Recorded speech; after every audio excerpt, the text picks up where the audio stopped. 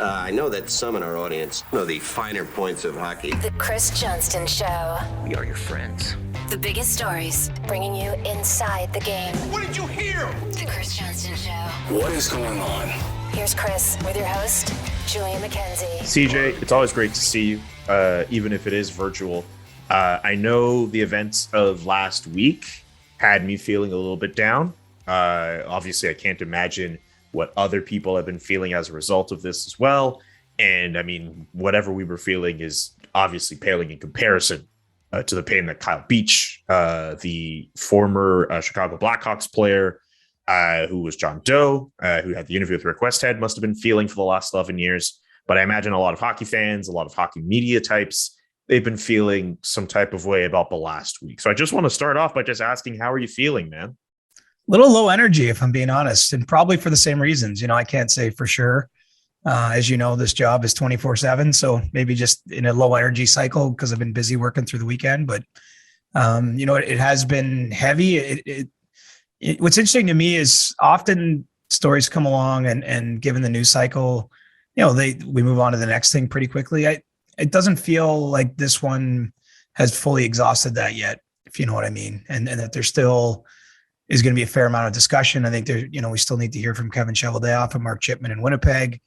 As we're recording this, the NHL Players Association is just going into an executive board meeting call that'll be a couple hours here into the night on Monday. And so, I guess I'm just sort of trying to trace where this goes next, but certainly doesn't feel like this was just 48 hours and then we move on to the next thing. I do think that this story is very much front and center in the industry still.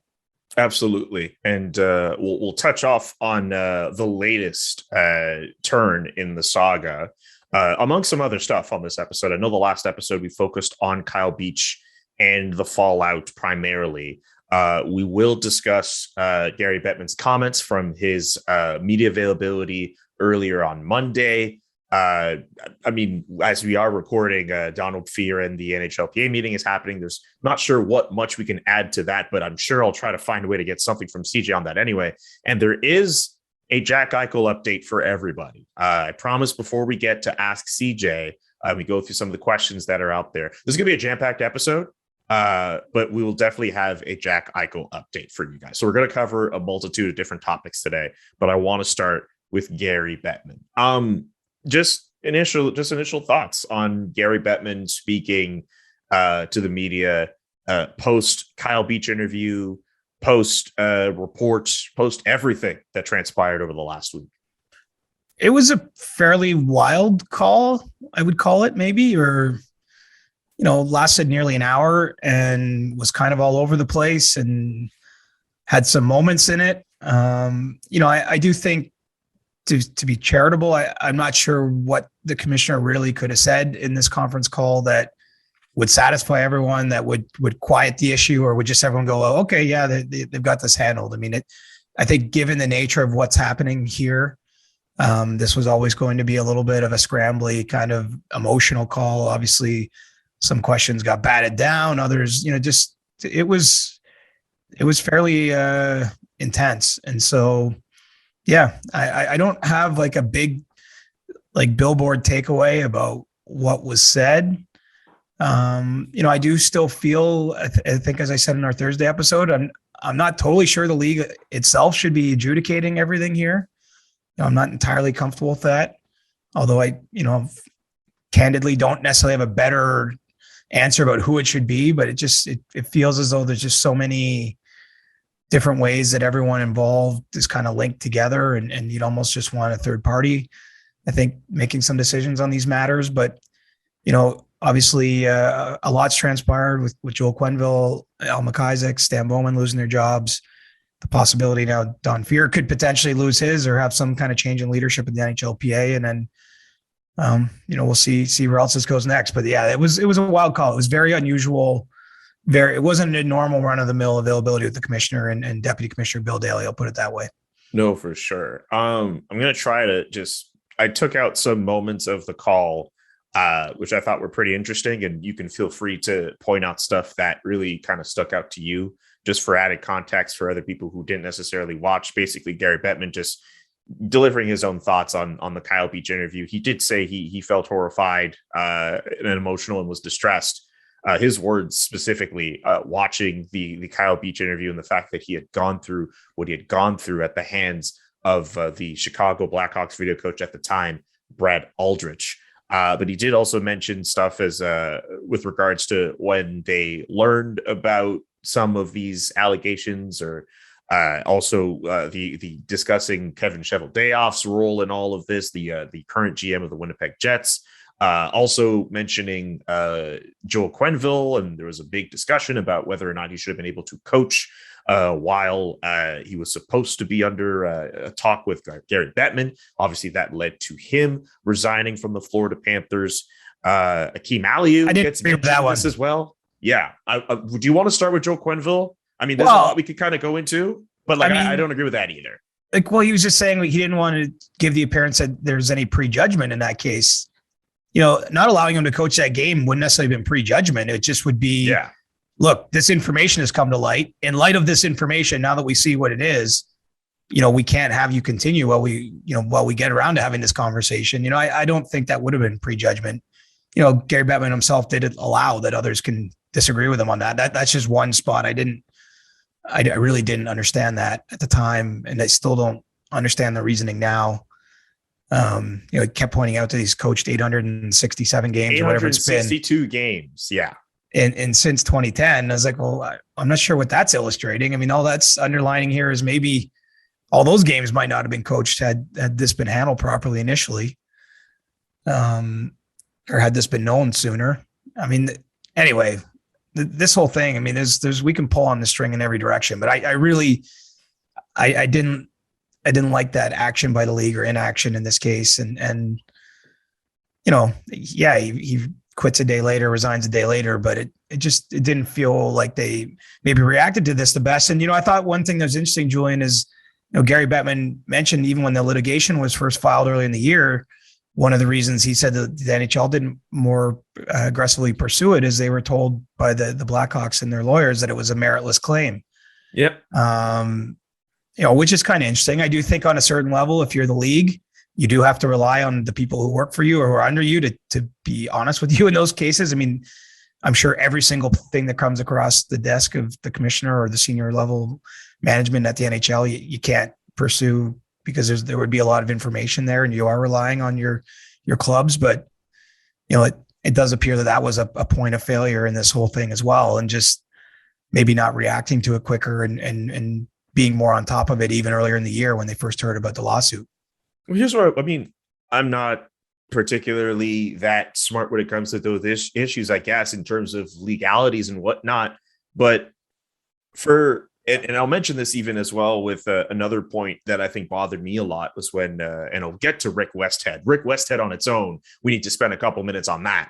But when Rick Westhead in his question mentioned the high schooler who was unfortunately abused by Bradley Aldrich. Bradley Aldrich was convicted for that crime. Spent time in jail. I thought, it would have been just easy for Gary Bettman, even if he didn't want to get himself into any legal trouble. I think it could have been easy for him to just say, you know what?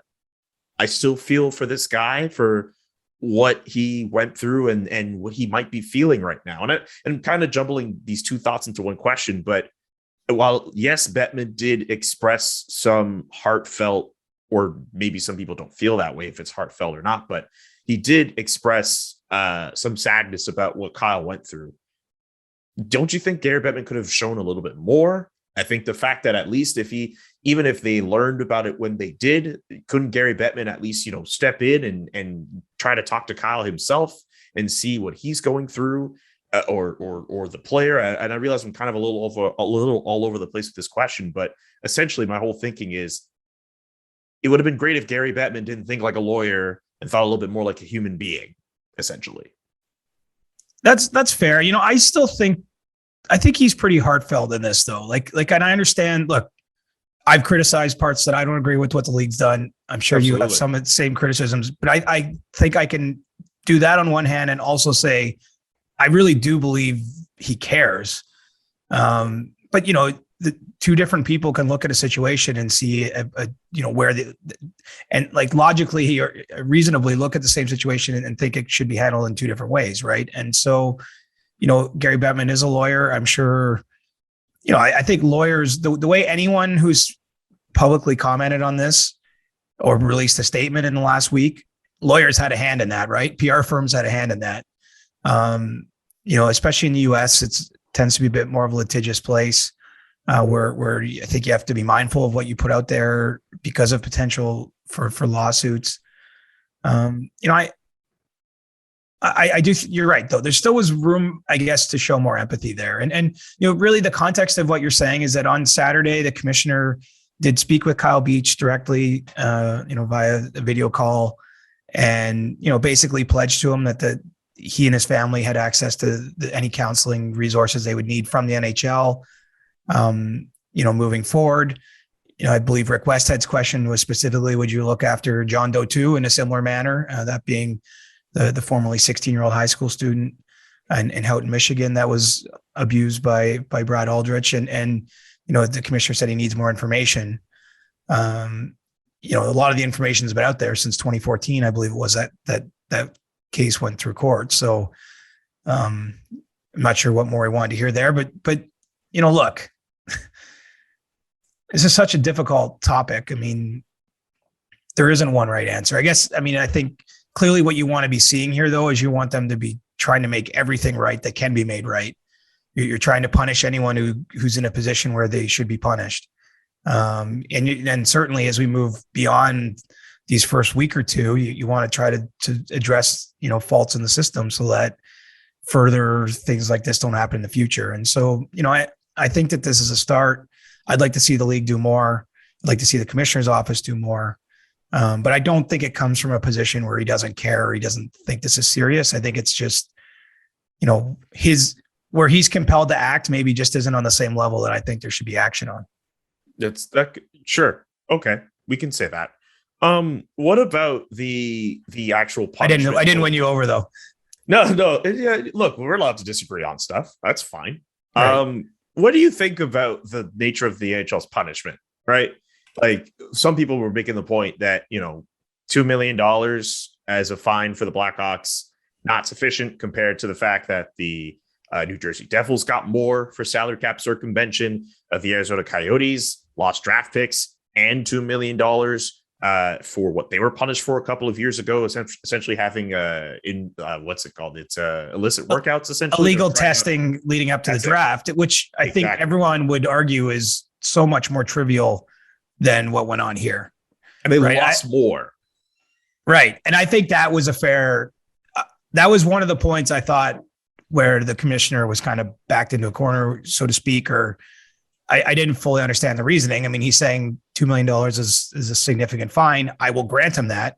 But in light or in context of other fines, it came short of some other ones for matters that, while serious to the business of hockey and violated the rules in place under the CBA, it didn't violate them in quite the human way that this did. And so, yeah, I think there could have been a heavier punishment there. I think there should have been just to set the precedent. Honestly, I think the precedent is important here.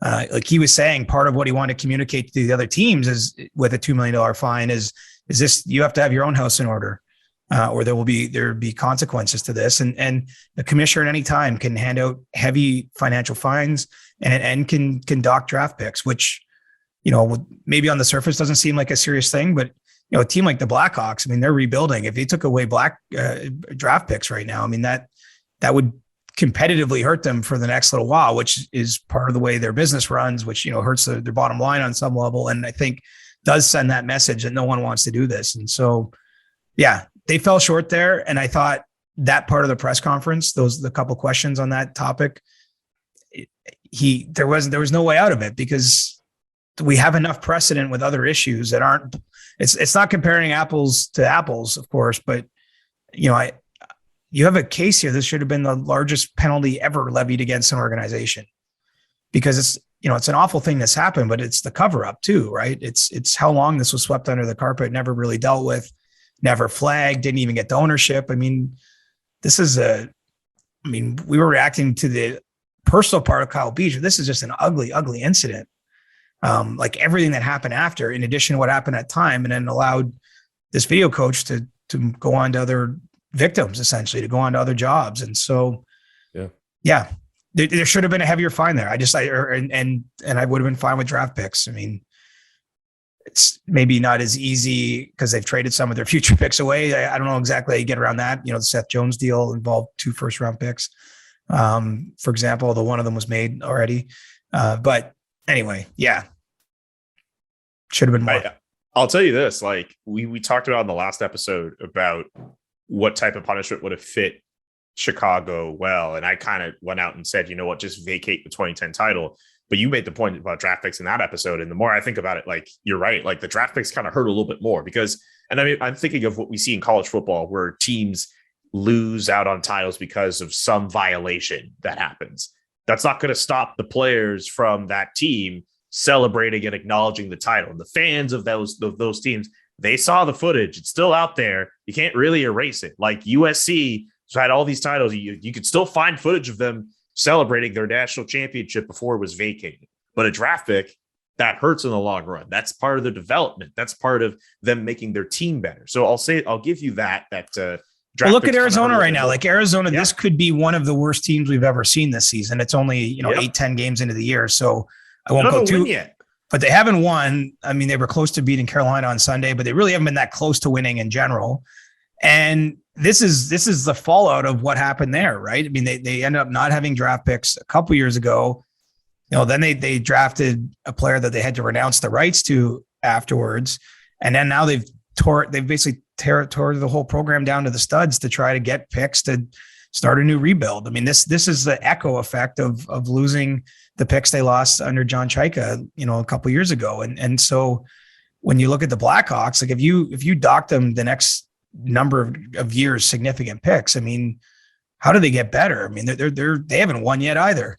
I think they have more in their organization present day than Arizona does, but they need those picks. And so that would have condemned them maybe to 5 years of losing a competitive window, maybe having to trade guys like Taves or Kane, rather than trying to rebuild on the fly and keeping those. Like it would have significantly altered their plans and their ability to earn money as an organization. And so, yeah, that would have been acceptable in addition to a heavy financial fine to me. Okay, I have a few more questions just on Gary Bettman, and then we'll be on the Gary Bettman media conference, and then we'll move on to Donald Fehr and some of the other topics we want to discuss. Do you have any thoughts on Kevin Cheveldayoff's role in this? Essentially, Gary Bettman tried to make it as clear to everyone that he was a minor player in everything that happened, and the responsibility didn't necessarily all fall on him, or at least he wasn't really in a position to bear a huge brunt of that responsibility. I know a lot of people have been looking at all the different management types who were possibly in the room or in the organization at the time. I was just curious for what your thoughts are on Kevin Cheveldayoff and his role in all this, and how the league opted to essentially not discipline him.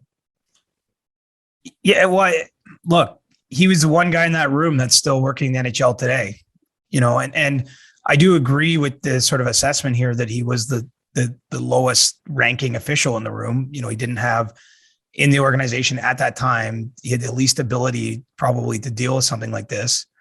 But, it's still a pretty strong statement to keep him employed in a leadership position with another team. It had to help that his organization with the Winnipeg Jets were standing, beside him. Mark Chipman is the owner of the team, is going to do a press conference with him here in the next few days. Once Mark Chipman gets over an illness he's dealing with. I think that if you really wanted to send a stronger message, though, he could have paid the price as well. But this is where I say I'm not sure if the NHL is the best suited to be making this call, essentially, because I feel like you're parsing really fine to find a reason not to get rid of him. Whereas if you really want to make a big statement, anyone who had any knowledge of this has to pay a price. And I was a little surprised, I'll say, on Friday that there was no further punishment whatsoever, that, he came to New York, gave his side of events, and that was that. Okay. What about the Akeem Aliu portion of this? I don't want that to get swept under the rug. I know I brought that up in the last episode. and I noticed other people have been bringing that up as well, but you cannot forget about the fact that the same year that Bradley Aldridge did what he did to Kyle Beach, that's the same year in the same organization, Akeem Aliu went through the racial abuse he went through with then head coach Bill Peters. The league was asked about it during the press conference, and they essentially just said, hey, the investigation on all those matters are done. I'm not sure. I mean, that's what the league is saying. I've seen some reports go out there suggesting perhaps it might not necessarily be the case. Do you have any insight on that?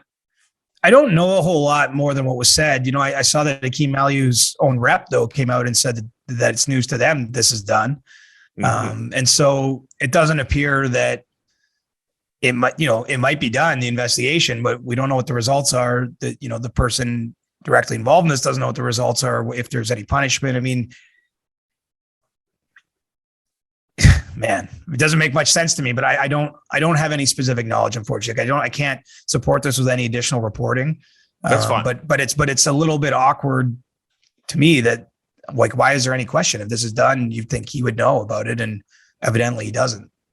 Okay. It's weird to say save the best for last year, but I think the most mind-boggling part of the entire press conference was noticing that Rick Westhead, the TSN reporter who interviewed Kyle Beach, who's reporting on this, has been at the forefront of this story, noticing that he was on the call with Gary Bettman, and fans, hockey Twitter people, and eventually media were starting to realize that he was not necessarily getting the opportunity to ask the question up until a little later on into the press conference. Did you notice any? I mean, I'm sure you were on the call, or I'm sure you were able to just keep abreast of what was going on, but what did you think of the fact that the NHL seemingly took its time on letting Rick Westhead ask a question, and it pretty much took Pierre LeBrun to straight up ask on the call, saying like, "Hey, I hope you guys let Rick Westhead ask a question." Like, what did you think of all that? Well, optically, it's horrible, and Terrible. I get that they might be able to say, "Hey, look, we were going to let him ask this question," because he did ultimately get the question, did Rick Westhead, but you know, put him first. Honestly, I mean, he's the main reason this story is still being discussed at this level. Like, he's done the legwork here, and I think almost out of respect, you know, even though the NHL might not like certain things Rick's reported on in the past, I mean, it shouldn't be personal. This isn't about rewarding people you like or you don't like. I mean, it to me, just to remove any notion that we might even be talking about this, I feel like he should have been called on right off the hop or in the very early going of this call. And you know, what's most damning is some people were called on twice before Rick got called on once. So, you know, it's hard not to see that as them attempting to freeze him out, or to you know, not have him be able to ask a question. You know, at this point in time, I don't see any reason. You know, Gary Bettman and Bill Daly are both been around for a long time. They've been in the middle of lots of difficult situations. They meet reporters regularly. I don't see what would be. There's nothing to be lost there by allowing Rick a question or two or three or four if he wanted, quite frankly. And I think it was a misstep PR wise for them to wait as long as they did, and then to have Pierre LeBrun be the one who, you know, would appear to me kind of pushed them into letting Rick ask a question, and you know, good on Pierre for doing so. You know, I think that you know, it's up to all of us. We work for different outlets. I mean, I know Pierre and Rick both work at TSN, where I do some work as well. But I think we have to have each other's backs in this too. Yeah, like, mind-boggling. Like, seriously, that anyone they would even consider not allowing him to ask a question it's just not worth the hassle. Like, let the guy knows more about this than anyone. Let him keep doing his work. Yeah, it's embarrassing as far as I'm concerned. Like, to see people realize that, you know, of all these other people, there are other people who are getting to ask follow-up questions and all of that, like, well before Rick Westhead. There are reporters who are not even on the level of seniority and prestige who are getting to ask all these questions well before Rick Westhead was. Like, it was like 40 minutes into the call, give or take. Come on. Yeah. Like, I mean, the NHL could say all it wants that, hey, you know what, there's an order, we're trying to go through that on Zoom, but I'm sorry, to everybody else, it looks bad. And not to mention, I forget who shared a video of Rick Westhead a couple of years earlier, trying to approach Gary Bettman about asking a question.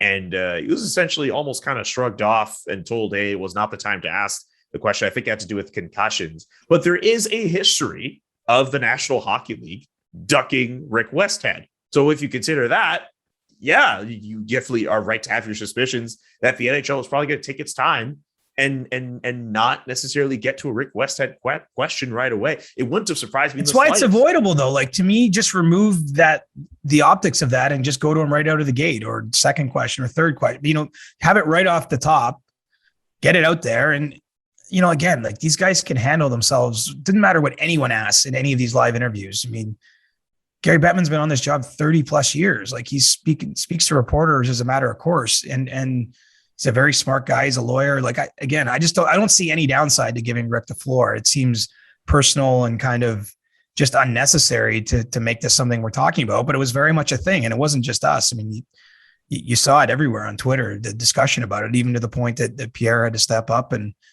at least, try to guilt them into doing it. Cause if Pierre didn't say that, for all we know, he never gets a question. Seriously. It's straight up embarrassing. Is there anything else from the press conference that you'd like to mention? Any thought from the press conference you'd like to mention that I didn't get a chance to ask you?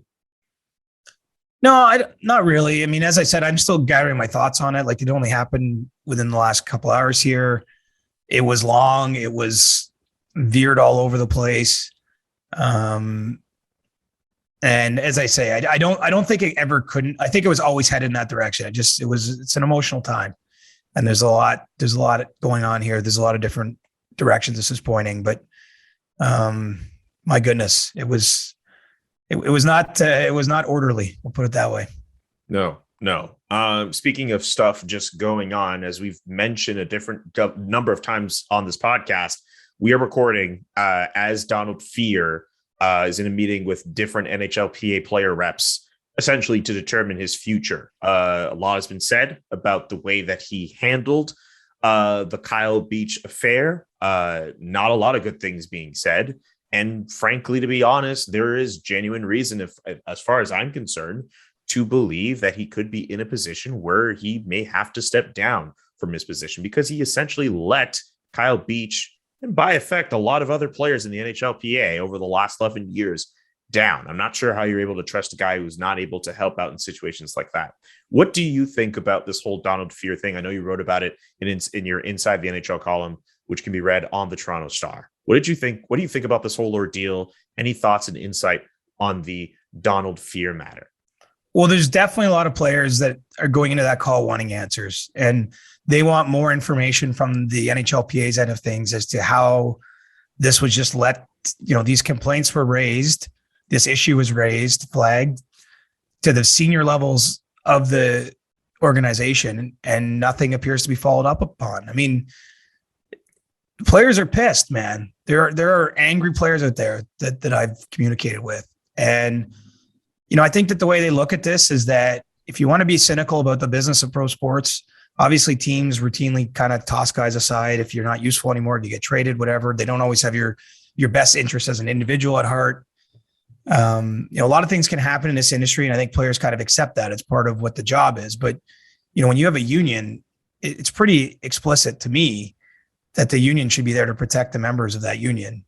And in a sport like hockey, their health and safety is important. Because there are a lot of health and safety related issues to how the game is played, to the way the rules are adjudicated, to, suspensions and player safety, all this type of stuff.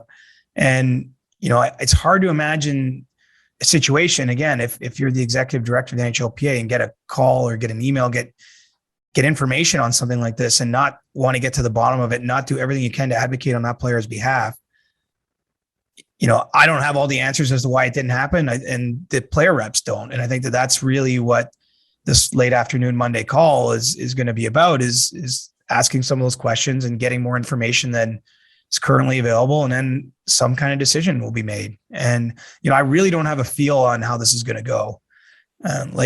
You would need 18 players. If someone made a motion to change the leadership, you'd need 18 people to support it out of the 32. So obviously more than half of the league, because those player reps essentially represent their team, represent their dressing room's views on those calls. I'd be surprised if Donald Fehr was removed Monday night. Really? Straight away. But I wouldn't be surprised if maybe a path to removing him was agreed upon, or something maybe more orderly than just saying you're fired today and we don't have a replacement.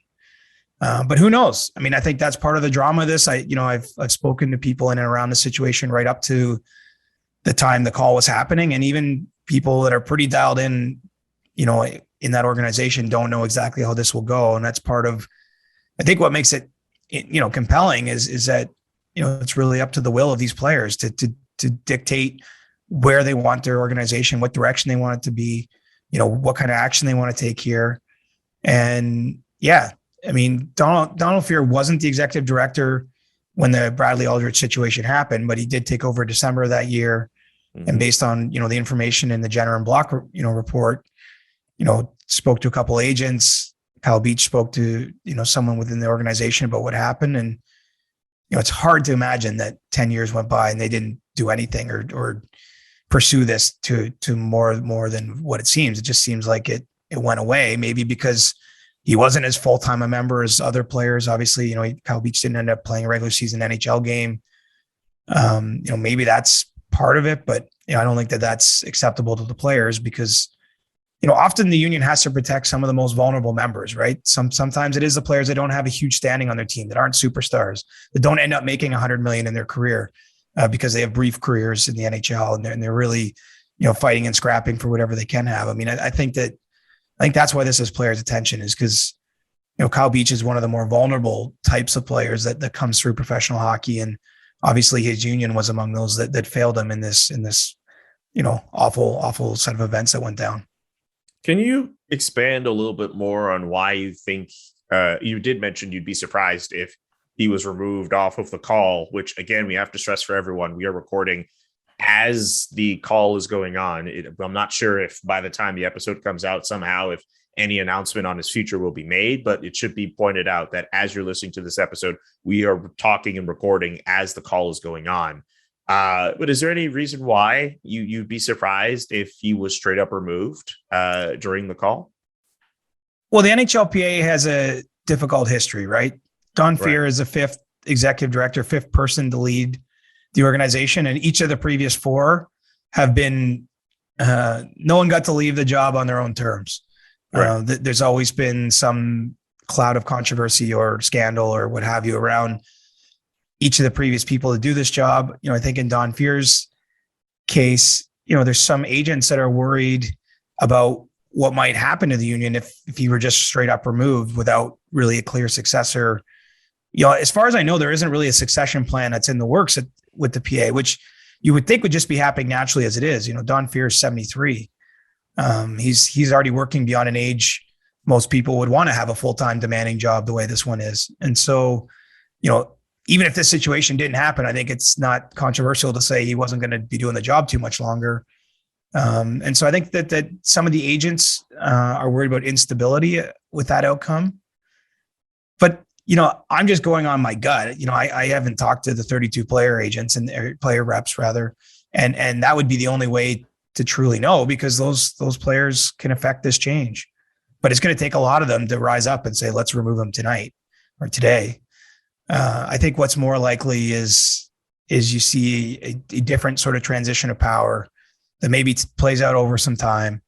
That's less him being fired on an executive board call at this stage of the season, and maybe something more methodical plays out. But this might be all outdated by the time you're listening, and I might be totally wrong. But my sense of things is a lot of the prominent agents, I think would prefer to see some order brought to the situation. I don't think it's so much that they're saying Don Fehr should keep his job, but how that transition of power happens, I think is important to some of those people with influence behind the scenes.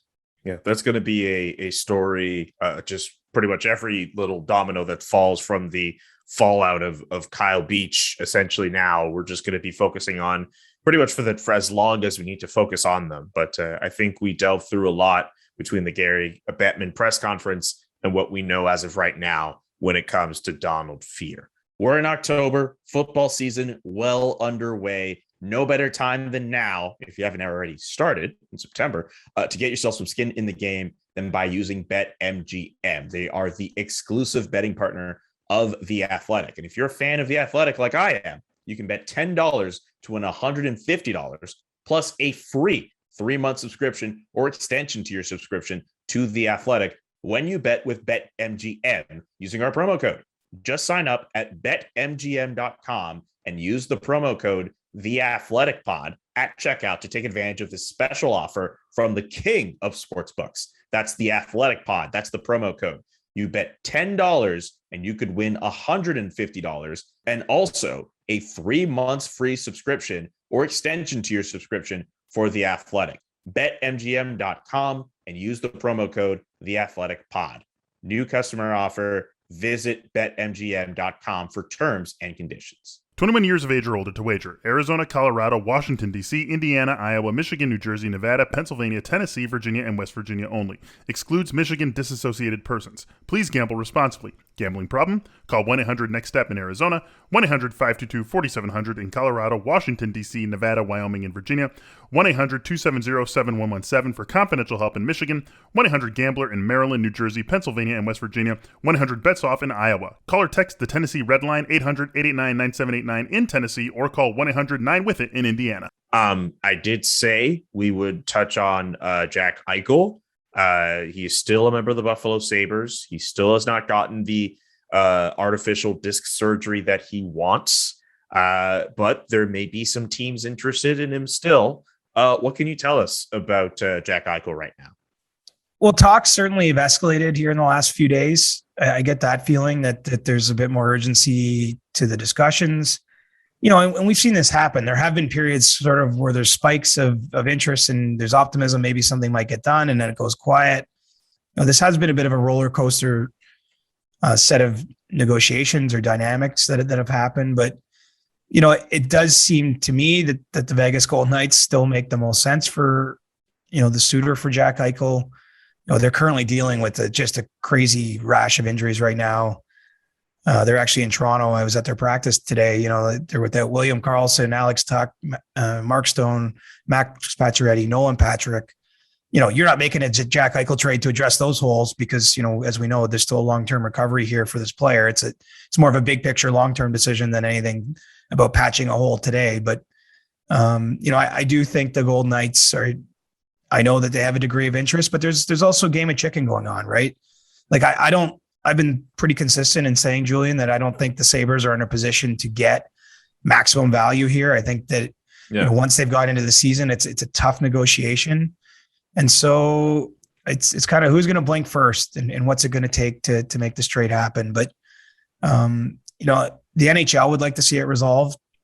And I can't blame them. I mean, really, we're talking about one of the bright lights in the game kind of being in total limbo with his health and his future and all those types of things. And so between his agents working tirelessly, getting all these secondary opinions to make some teams comfortable with the surgery he wants, with a little bit more urgency to those trade talks, I have to think that we're going to see a deal maybe sooner than later. I'm a little more optimistic about that. There was a time I thought this might go all the way to next summer. I no longer believe that to be the case, but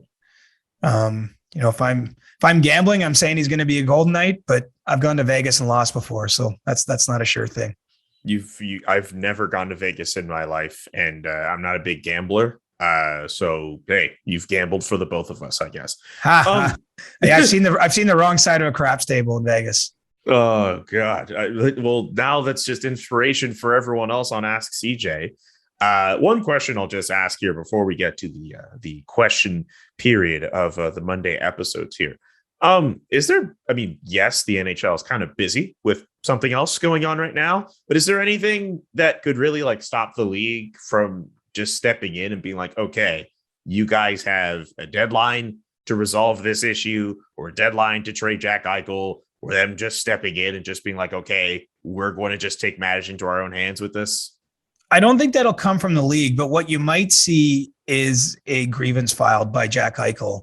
And, that's been available to him the entire time. Obviously the hope was there might be some resolution here that didn't require that to happen, but, something he and the NHLPA can pursue is basically filing a grievance where they're alleging that the Sabres are, basically denying his right to this surgery. And he's got, this many doctors that are saying it's the right way to go and try to force some hands that way. And so I think that's, if a trade doesn't happen in the very near future here, I think that you're going to see that grievance filed to try to push things along. But I don't think the league would step in and set a deadline. I'm not really sure that's under their purview to do so, but behind the scenes, of course, they're trying to help in any way they can to make this happen. I think it's clearly in everyone's best interest for Jack to get healthy, to move on from the Sabres, to allow them to move on and make whatever trade they're going to make. I mean, I think that, having this drag on as long as it has really doesn't benefit anyone. And so,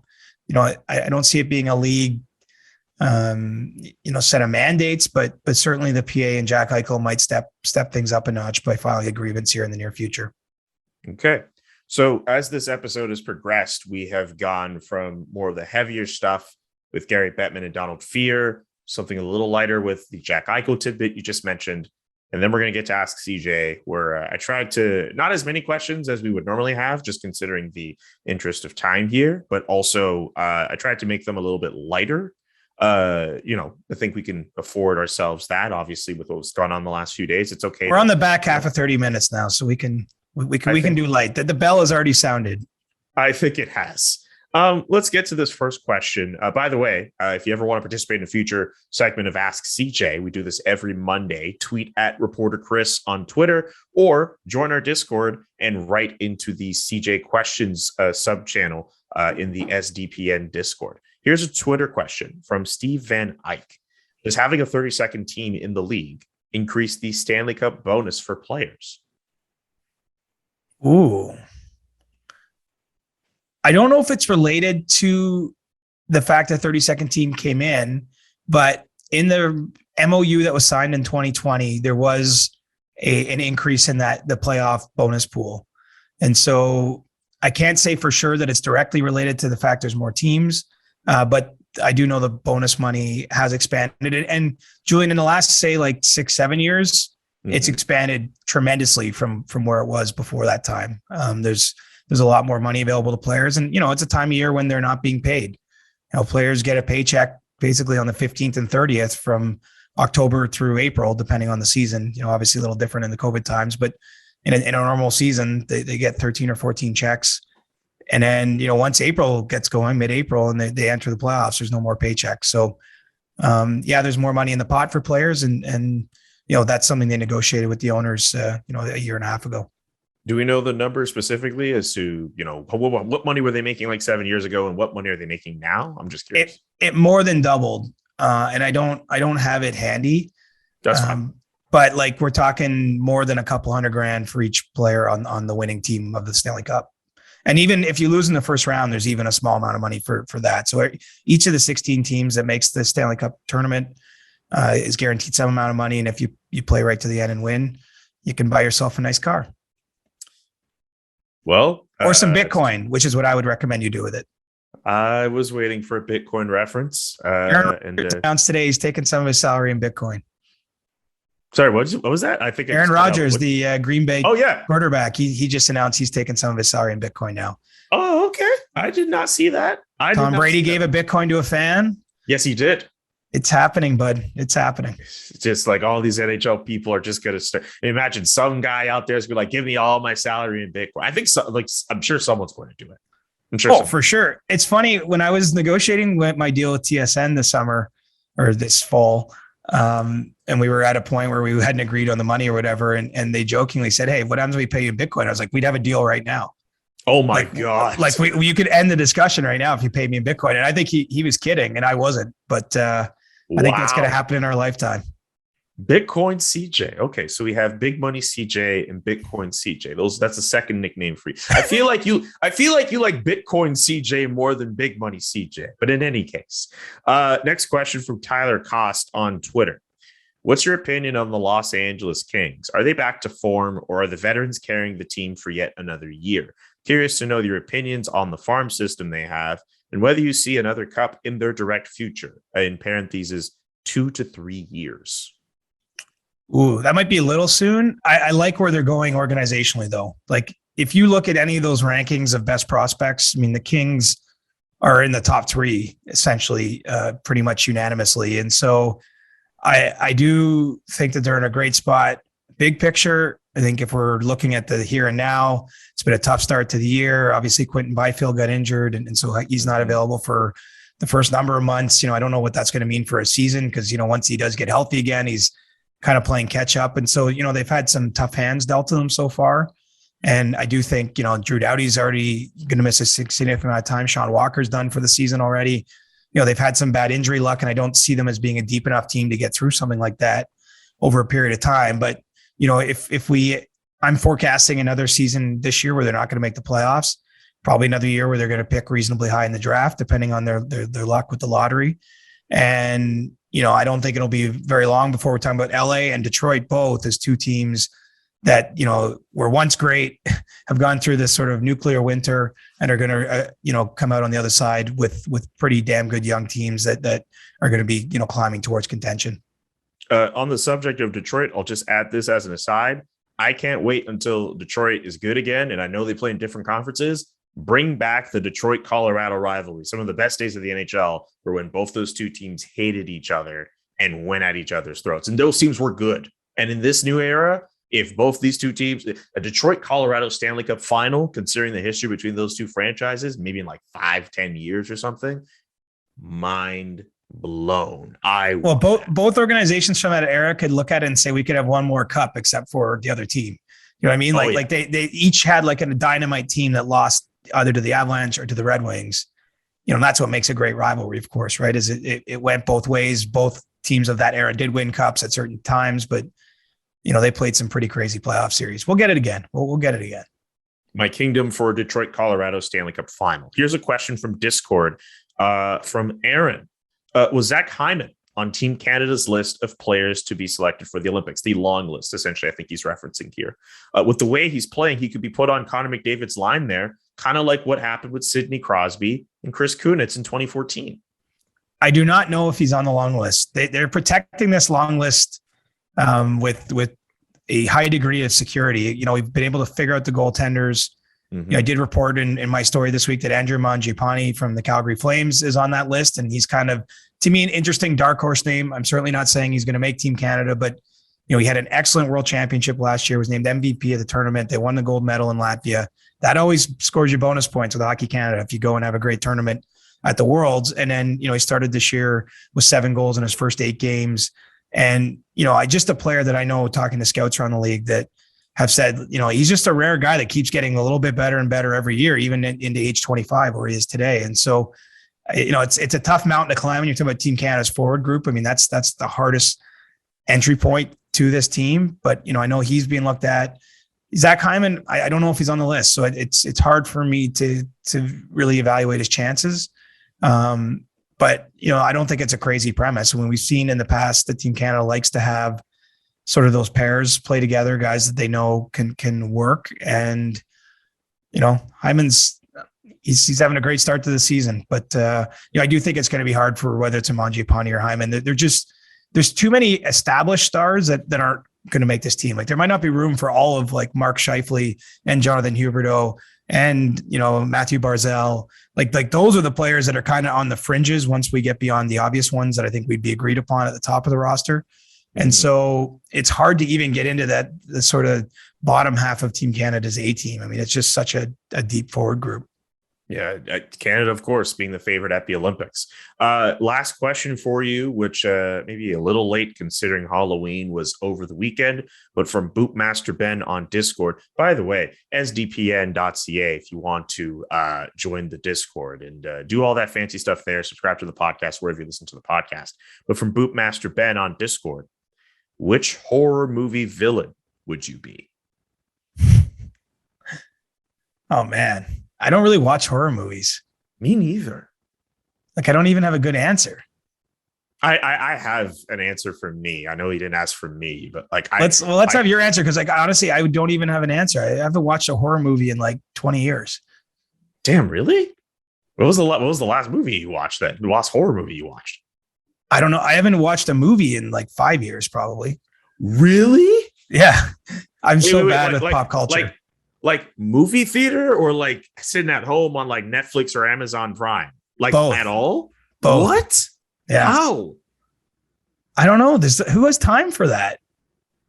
I mean, okay, well, that's fair. I mean, No. I'm not making fun of anyone, but like, No, my I get job it. has been to cover the NHL. And so I basically watch hockey every day. And then when I get some free time, I watch other sports. And then I've Ted Lasso, Yes. mixed in a little Succession. And then after that, there's no more free time. Read a book here and there. So, But like in the off season, like you would it's the summer. Who's going to sit around watching a movie? I mean, some summer blockbusters come out, the Avengers or some big movie franchise. I honestly don't know the last movie I saw. Like, it's that long ago. That's amazing. Do you know I what? should have I'm asked that actually, question. do you know what's wrong? What's up? Because I've sort of forgot about this. When I used to travel a lot, which I did right up until the pandemic hit, I would watch the occasional movie on a flight. So Okay. it hasn't been 5 years, but it's been like 2 years. Okay. Man, that's really interesting. The answer I was going to say for which horror movie villain I would be, I'll say Candyman. I could be Candyman. I could be Tony Todd. And, if you say my name 3 times in a mirror with the lights off, or I don't know exactly how it comes out, but I could probably be Candyman. I think I could do a pretty bang on job, like walking around the hook and just terrorizing people. I remember. I'll be the crazy Chucky doll then. Oh, okay. That's good. That's good. Terrible. Do you do like with Halloween and stuff? Like, were you into that? Like, or do you dress up? Like, what do you do with that? No. Damn, nothing. Like, Nothing? I can't. You had a killer costume. I actually loved your costume. Thank you. Saw it on Thank the you. gram. Like, that was Thank you. was lots of effort and bang on. You had all the details down. Thank you. For context, I was Axel Foley, Eddie Murphy's character from the Beverly Hills Cop franchise. I had the whole. Where'd you get the Detroit Lions jacket? I found it, I think, on Etsy. They had like someone made it, and like I bought it. I was like, okay, like I want to be this character. Like, Yeah. I'm gonna commit to the bit. So I found the jacket online and I bought it, and it fit me perfectly. Oh, that's awesome. Yeah. Yeah, that I worked out. didn't dress up. I live in a condo building. We don't get trick-or-treaters at the house. I might just be at the wrong age where no one my age is throwing Halloween parties for social gatherings. Don't have any Damn. kids, so I'm not taking any kids out trick-or-treating. So no, I didn't dress up at all. Damn, they don't have Halloween parties when they get to your age. No, man. When you get this many grays, Julian, Oh. Halloween parties, they stop unless you got kids, right? Like lots of my buddies, going through Instagram, my buddies that were dressing up are all the ones that were out with their kids on the street. I saw James Myrtle out there, wearing a costume. I I think think it was that's Deadpool. I think James Myrtle was like he was wearing this full on like suit. I think it was Deadpool. He was. yeah, dressed he's up a as. giant nerd. Of course he was. Like, What? yeah, like that's right up his alley. And then Steve dressed up as I think Steve from Blue's Clues is wearing the green sweater, which he's done that before. But that being said, he really can pull that off. Like that's pretty good. I think Adam also dressed up as well. I don't know what Jesse dressed up as. I don't know if Jesse does that. Maybe he's just too grown to dress up for Halloween. I don't know.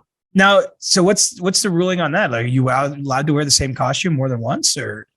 I mean, I don't know if there's any real rules with that. It's just that if you wearing the same costume the same year over and over and over, like I'm allowed to notice and be like, can't you come up with something different? But Right. like if it's been a couple years, like I don't know. If you like the costume, wear whatever costume you want, man. We got too many rules about what people should be wearing and all these conventions and whatever. Who cares? Do what you want. I'm going to dress as Steve Dangle next year for Halloween. That's going to be Do it. That's going to be my character. You should do that. Wear a Leafs jersey and like recreate one of his videos as like I would watch it. I would help out. I'll do whatever I need to do to make sure that dream happens. You should, everyone write in the comment section or let everyone know you would want CJ to recreate a Steve Dangle costume and have him recreate one of those LFR videos, one of those like legendary ones he did, like 9-2 Zamboni driver, game 7 videos, like one of them. Yeah. So if you're going to do it, commit to the whole bit. So what's the play then? Do I do the exact same transcript, same everything he did, or just do one that's more of an ode to like something that sounds like something he might've done? Like, I think it'd be hilarious if you did the whole like recreation of one vid, but I think if you find a way if you put your own spin on it and you make it look good, like nobody's going to get mad at that. It would be a total homage to Mr. Dangleton, I guess. I wonder if we could convince him to put it right on the SDPN channel on YouTube. I think he'd do it. Also, while I'm here and we're asking of stuff, Steve, I noticed you're big into wrestling and you have that wrestler voice down. Please cut a promo for the CJ show in your wrestler voice. Please and thank you. Signed management. Please. We would really appreciate that. Love that. This is a good brainstorming session. Yeah. See, look, we can do fun stuff on this show. This show is fun. That's what it's supposed to be. And I think that's pretty much everything we're supposed to talk about on the CJ show. Thursday, we'll have a brand new episode. I heard you're coming to town next week. Is this a confirm or deny moment or what? I'll just say sources say Julian might be in the house. I'll just say there's a chance Monday's episode might look a little different. Do you think Adam will let us come over? Maybe if do you think he puts actually I don't think we have a problem about getting access. My question is if he puts a time limit on the time we're there. Oh yeah, he might have it so like the lights go off after 30 minutes and then like we just can't record. And like the equipment goes off like after like minute 30, like, hey, the mics don't work anymore. Hello. Yeah, that's literally what's going to happen. I think that's probably what's going to happen. But I guess I'll see you in person next week. Somehow. Second time ever, man. This is momentous. Second time ever. Oh man, I can't wait for that. I can't wait for Thursday's episode. I can't wait for any other future episode of the CJ show. Subscribe on YouTube, subscribe wherever you get podcasts, and also just subscribe to all the other fun podcasts on the network. The Game Over Show with Andrew Berkshire, Agent Provocateur from Alan Walsh, who I hope, I don't know what the recording is going to be like for the Tuesday episode, but I would love to be a fly on the wall to hear what Alan Walsh has to say about the events of the last week. Because if you've been looking at his Twitter, he has not held back. He has not held back on any of his opinions on that. And also, he might make some news on his own show. We'll see. I think so. That's what I want from that show. So those two shows, and I guess the Steve Dangle podcast. I guess that's pretty important. But also, in all seriousness, that small podcast that you might have heard of at some point.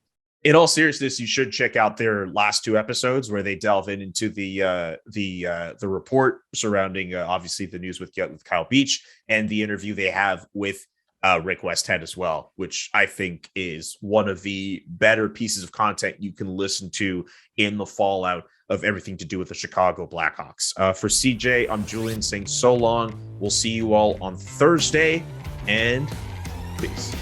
Peace, bro. The Chris Johnston Show. Inside the game, twice a week. Follow Chris on Twitter @ReporterChris. And follow Julian McKenzie @JK McKenzie.